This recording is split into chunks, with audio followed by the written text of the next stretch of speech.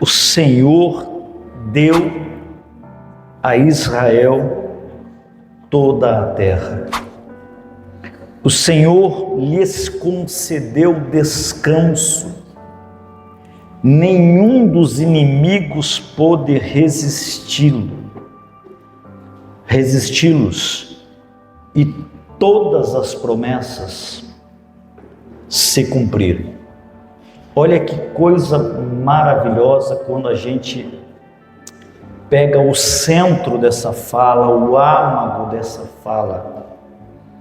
Nós vemos aqui que a primavera espantou o inverno e uma nova estação se iniciou. Quem sabe você está aqui nessa noite e você também precise de uma nova estação. Quem sabe você não precisa atravessar o Rio Jordão, mas você precisa sobreviver à semana. Tem dias que está tão difícil que parece que a semana não tem fim. E quem sabe você não precise enfrentar Jericó, mas você está também enfrentando rejeição, lutas e sofrimento. Aqui a Bíblia nos mostra que, quem sabe, você não está sendo perseguido pelos cananeus, mas e quanto a doenças, quanto a dores, perigos, todos os dias essas coisas nos cercam, não é verdade?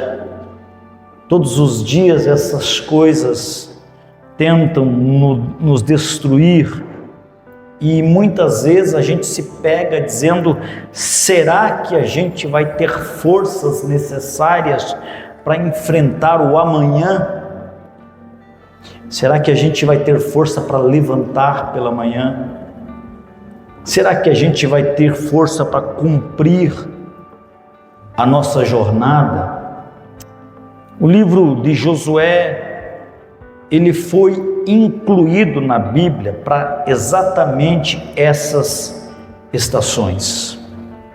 Ele nos desafia a acreditar que os nossos melhores dias ainda estão para frente. Eu acredito. Você acredita nisso? Que os teus melhores dias, que a tua melhor estação ainda está para frente? Eu creio também que Deus reservou uma terra prometida para nós, para que nós a conquistemos. Quando a gente olha a Bíblia, a gente vê que a terra prometida foi a terceira parada no itinerário icônico dos hebreus. A peregrinação do povo de Israel, dos hebreus, começou no Egito, continuou pelo deserto e terminou em Canaã. Então, cada terra representa uma condição de vida diferente. Aqui na Bíblia, geografia é teologia. Então, quando a gente olha mais intrinsecamente, mais profundamente, a gente vai ver que no Egito, os hebreus eram escravizados por Faraó. Era uma fase, era uma estação. No deserto, eles estavam livres de Faraó, só que eles continuavam escravos do medo. A gente olha na Bíblia e a gente vê que eles se recusaram a entrar na terra prometida e então eles sofreram no deserto. E apenas quando eles entraram em Canaã é que eles descobriram a vitória. Então vejam 3 fases: Egito, deserto e Canaã. Escravos de Faraó, escravos do medo e finalmente povo da promessa. Quando a gente faz esse comparativo, nós também seguimos exatamente esse itinerário. Porque o Egito, ele representa os nossos dias antes da salvação. Nós também éramos escravos do pecado. Nós também estávamos presos em correntes de ferro, em correntes da culpa, em correntes da morte. Mas então veio o nosso libertador, Jesus Cristo, e por meio da sua graça, por meio do seu poder, nós também atravessamos o Mar Vermelho. Ele nos libertou da vida antiga e nos ofereceu uma vida novinha em folha em Canaã. Então a gente vê que a nossa terra prometida, ela não é um território físico. Isso aqui vai definir muitas coisas na tua vida. A nossa terra prometida não é um território físico, ela é uma realidade espiritual. Ela não é um terreno ou um imóvel, mas um estado de mente e de coração. E uma vida na terra prometida, na qual nós somos mais do que vencedores por meio daquele que nos amou. Uma vida na qual não andamos mais ansiosos por coisa alguma. Uma vida na qual a nossa alegria transborda em todas as tribulações. Uma vida na qual nós fazemos tudo em nome do Senhor Jesus, dando por meio dele graças ao Deus que é o nosso Pai. Então Canaã é uma vida definida pela graça, refinada pelo desafio e alinhada com o chamado divino. No plano de Deus, na terra de Deus, nós vencemos mais do que perdemos. Nós perdoamos quando somos ofendidos e damos tanto quanto recebemos. Com certeza nós podemos tropeçar, mas nós não nos desesperamos, porque nós gozamos de um fruto abundante e de uma fé cada vez maior. Então Canaã simboliza a vitória que pode ser nossa hoje. Não é uma metáfora para o céu, porque no céu não haverá inimigos. Com certeza, em Canaã, quando a gente olha, existiam pelo menos 7 nações que eram inimigas de Israel. Nós sabemos que no céu não haverá batalhas. Josué e seus homens lutaram em pelo menos 31 batalhas. No céu não haverá lutas ou tropeços. Os homens de Josué lutaram e tropeçaram, mas as suas vitórias foram muito mais numerosas do que as suas derrotas. Então Canaã não representa a vida vindoura. Canaã representa a vida que nós podemos ter agora. E quando a gente entende isso, a nossa perspectiva de vida muda. Deus, ele nos convida a entrar em Canaã. E existe uma única condição: precisamos sair do deserto. Então diga assim: para viver em Canaã, eu preciso sair do deserto. Porque assim como Canaã representa a vida cristã vitoriosa, o deserto representa a vida cristã derrotada. No deserto, os hebreus foram libertos da escravidão do Egito, mas eles ficaram presos, ficaram escravos da sua mente tacanha. A Bíblia nos remonta e ela nos conta que 3 dias depois deles serem libertos do Egito, Eles estavam murmurando que não havia água. E mais alguns dias estavam dizendo assim, ó, quem dera o Senhor tivesse nos matado no Egito. Olha a mente deste povo. Olha que mente cativa, que mente escrava. E foi no deserto que esse povo descobriu que o que lhes prendia não eram as correntes do Egito, mas eram as grades da sua mente.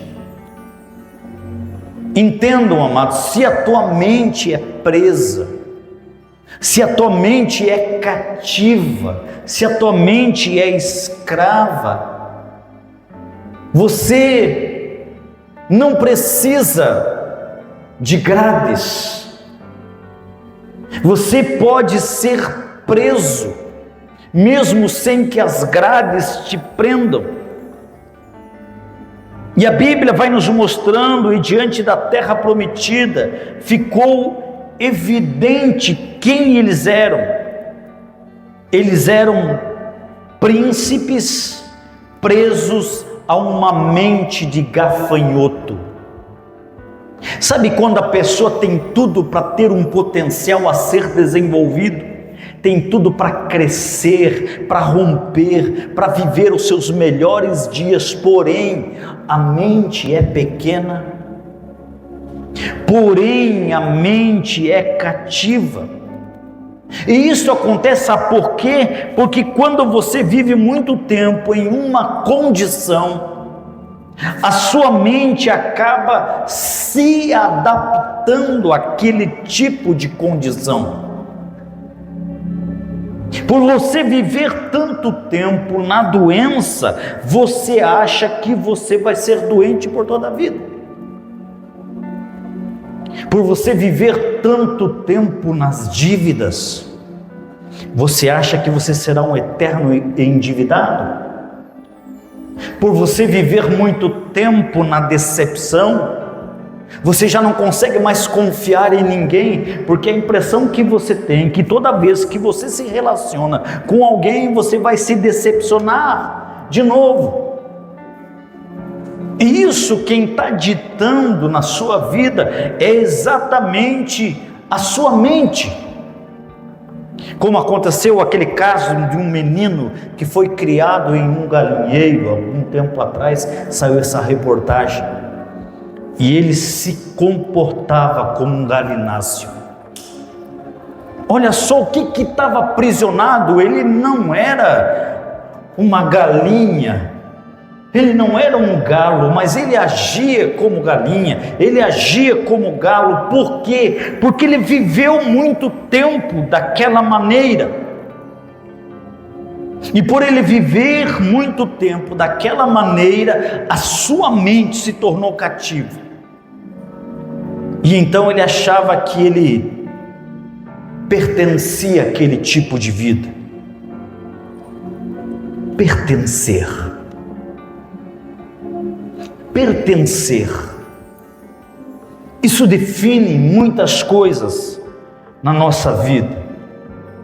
Quando a gente olha na palavra, nós vemos que Deus teve que suspender uma nação inteira por 40 anos. Quanto tempo? 40 anos. E Deus colocou eles viverem em círculos. Eles ficaram andando em círculos. E então eles comeram a mesma comida, eles vestiram a mesma roupa, e eles calçaram os mesmos calçados por 40 anos. E a vida era uma rotina infindável. Sabe quando a tua vida se torna repetitiva? Sabe quando não há novidade de vida? Um dia é semelhante ao outro, os mesmos lugares, as mesmas pessoas, as mesmas ideias. E a vida vai se repetindo. E quando você vai vivendo em círculos, quando você não vai tendo novidade de vida, a vida vai perdendo o brilho. A Bíblia nos mostra que a vida daquele povo se tornou uma rotina infindável entre rochas, entre lagartos e cobras. As vitórias eram escassas e, por ser escassas as vitórias, o progresso se tornou lento. E aquele povo que era salvo, porém não era forte. Era remido, mas não era libertado. 4 décadas de tédio. Parece terrível isto. Não parece familiar a você? Preste atenção no que eu vou ensinar vocês aqui nessa noite. Certa vez foi feito um projeto de pesquisa que resolveu descobrir os Josués da nossa geração. E então eles interrogaram membros de mais de 1000 igrejas. 1000 igrejas.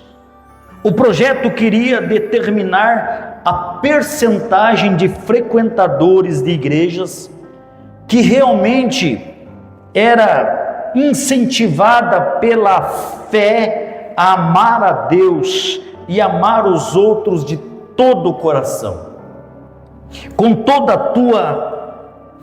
a sua intensidade. Quantos cristãos descreveriam seus dias como dias de glória? Quantos vocês acham que diz assim: não, eu estou vivendo o melhor tempo da minha vida, eu sou completo em Cristo, a minha vida é tremenda, é maravilhosa? E pasmem, queridos, a resposta foi que 11% apenas responderam esta afirmação. 11%, quase 9 de 10 cristãos sofrem no deserto. Quase, vejam bem aqui, amados, quase 9 de 10 cristãos, 9 é uma estatística muito grande, quase 9 de 10 são salvos. Sim, Jesus os comprou, os remiu, mas eles são fortes? Não são fortes. Eles desperdiçam as suas vidas da pior forma possível. Eu estou falando de cristãos, gente que está dentro de igreja como vocês, gente que conheceu Jesus como vocês, gente que foi salvo, foi limpo, foi comprado, foi remido pelo sangue de Jesus, mas que ainda vivem num deserto de vida. Eles estão fora do Egito, mas eles ainda não estão em Canaã. Agora vocês imaginem se uma escola de ensino formasse apenas 11% dos seus alunos. Imagine se um hospital curasse apenas 11% dos seus doentes. Se um time de futebol vencesse apenas 11% dos seus jogos. Se um construtor completasse apenas 11% dos seus projetos. Sabe o que nós estamos apontando? Que a igreja sofre de uma deficiência séria. Mais ou menos 2 bilhões de cristãos estão usando uma fração ínfima da sua potência. Não sabem o que poderiam se tornar. E esse desperdício só pode levar as igrejas a se tornarem fracas e sem entusiasmo. É isso que tem acontecido. As pessoas estão cada vez mais enfraquecidas. As pessoas servem um Deus forte, porém não são fortes. As pessoas servem um Deus vitorioso, porém vivem na derrota, vivem no fracasso. Agora vocês imaginem como o mundo mudaria se 2 bilhões de cristãos saíssem do deserto. Vocês imaginem quanta atmosfera de alegria seria liberada na terra. Vocês imaginem quanta sabedoria seria compartilhada. Quantos casamentos seriam salvos, quanta fome seria eliminada se cada cristão vivesse o que Deus propõe a ele todos os dias. Quantos orfanatos seriam construídos se cada cristão começasse a viver a visada terra prometida? Como isso transformaria o mundo? E eu pergunto para nós que estamos aqui: se você começasse a viver a vida da terra prometida, como isso mudaria a sua vida? Como isso afetaria a sua vida? Porque de repente você percebe a discrepância entre as promessas da Bíblia e a realidade da sua vida. Você olha para as promessas de Deus, para as promessas da palavra, e você olha para a sua vida e diz assim: eu não vivo isto. Jesus, ele oferece alegria abundante, mas de repente você vive uma tristeza opressiva. As epístolas falam sobre graça e você carrega tanta culpa nas costas. A Bíblia nos diz que nós somos mais do que vencedores, mas nós somos constantemente derrotados por nossas fraquezas e por nossas tentações. E aí nós nos tornamos presos na terra entre o Egito e Canaã. Agora imagine o cristão que você gostaria de ser. Quais são as qualidades que você gostaria de ter? Qual é o seu nível de paixão?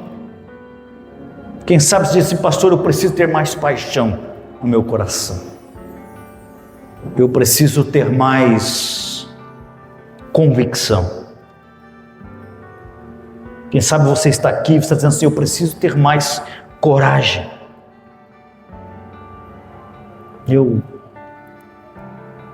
às vezes estou crescendo, mas eu perco a coragem. Às vezes eu estou rompendo, mas eu me amedronto.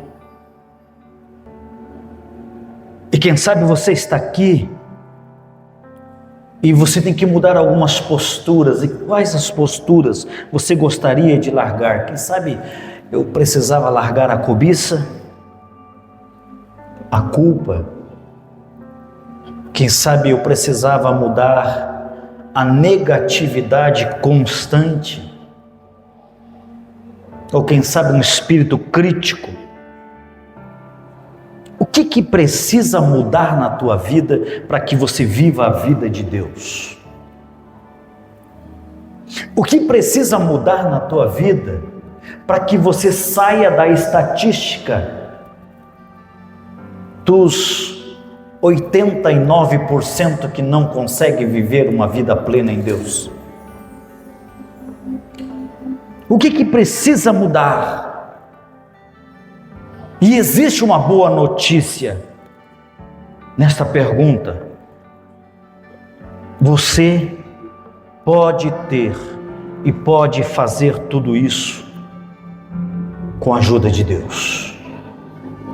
Com a ajuda de Deus você pode preencher a lacuna que existe entre a pessoa que você é e a pessoa que você deseja ser. Na verdade, a pessoa que Deus quer que você seja. Você precisa vencer esta lacuna. Você pode viver com glória cada vez maior. Os muros de Jericó já foram condenados, os gigantes já estão em fuga, a escritura do seu terreno em Canaã já foi assinada, cabe apenas você tomar posse. E foi isso que Josué fez. Eles saíram da terra árida e entraram na terra prometida. Deixaram para trás o maná e partiram para o banquete, abandonaram o deserto e encontraram campos férteis. Quando a gente abandona um tipo de vida, a gente aceita outro tipo de vida. Quando a gente abandona um tipo de mentalidade, a gente aceita outra mentalidade. Por isso que Paulo diz: transforme-se pela renovação da tua cabeça, da tua mente. Mude a tua mente, tudo muda. Mude a tua cabeça e muitas coisas vão mudar ao teu redor. Você não pode querer viver coisas novas com uma mente envelhecida. Você não pode viver coisas novas com uma mente presa a coisas velhas, a velhos hábitos, a velhos costumes, a velhas coisas. Eu quero que você leia de novo o que nós lemos no começo. Consegue colocar lá, Iago? O versículo de novo, o mesmo versículo, consegue? Vamos ver se vocês conseguem lá.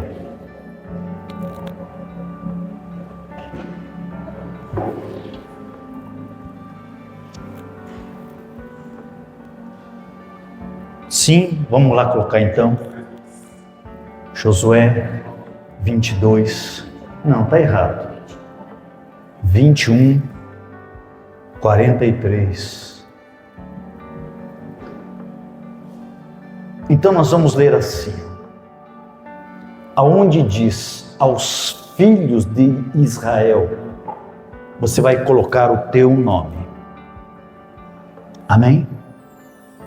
Assim, pois, deu Yahvé a climar toda a terra que havia jurado dar a seus antepassados. Tomaram posse dela e nela se estabeleceram. Tem mais? Yahvé deu-lhes também paz e tranquilidade em todas as suas fronteiras, de acordo com tudo que jurara a seus pais, e nenhum dos seus inimigos pôde resistir-lhes, porquanto o Senhor entregou todos eles em suas mãos. E de todas as promessas que Yahvé fizera à casa de Climar, nenhuma única falhou, tudo se cumpriu fielmente. Vamos ficar em pé para a gente fazer essa declaração? Amém? Eu quero que você fale junto comigo. Eu vou falar do meu nome, você fala o seu. Assim, pois, deu Yahvé aos filhos de Climar toda a terra que havia jurado a dar a seus antepassados. Tomaram posse dela e nela se estabeleceram. E Yahvé deu-lhes também paz e tranquilidade em todas as suas fronteiras, e de acordo com tudo que jurara a seus pais, nenhum dos seus inimigos pôde resistir-lhes, porquanto o Senhor entregou todos eles em suas mãos. E de todas as promessas que Yahvé fez à casa de Climar, nenhuma única falhou, tudo se cumpriu fielmente. Tudo.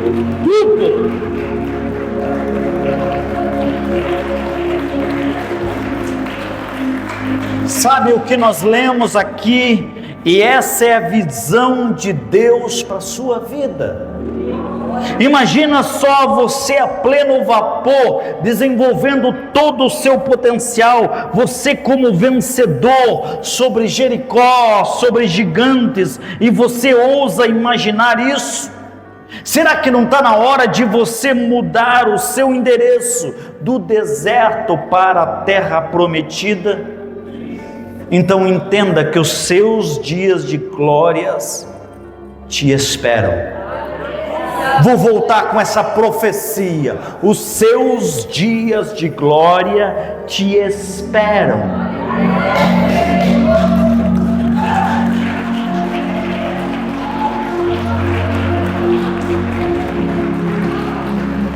Se você quiser, eu vou repetindo: os seus melhores dias estão chegando. O seu melhor tempo de prosperidade está chegando. O seu melhor tempo de saúde está chegando. O seu melhor tempo, a sua melhor estação está batendo a tua porta nesse tempo. E eu pergunto: você está de malas prontas? Você sairá do deserto e aceitará a sua terra prometida? Então levante a sua mão, vamos falar essa verdade. Diga: nesta noite, mais alto, diga: nesta noite, eu encerro a minha temporada de desertos. Diga: e a partir de hoje, eu estou mudando de endereço. Diga: a partir de hoje, o meu endereço se chama Terra Prometida. Diga: Deus tem o melhor para mim. Deus tem o melhor para minha casa. Diga: nenhuma promessa que Ele me fez ficará sem se cumprir neste tempo. Amém. Tem uma pessoa abençoada aí do seu lado? Diga assim: ó, a tua melhor estação está chegando em nome de Jesus. Declare para esse irmão.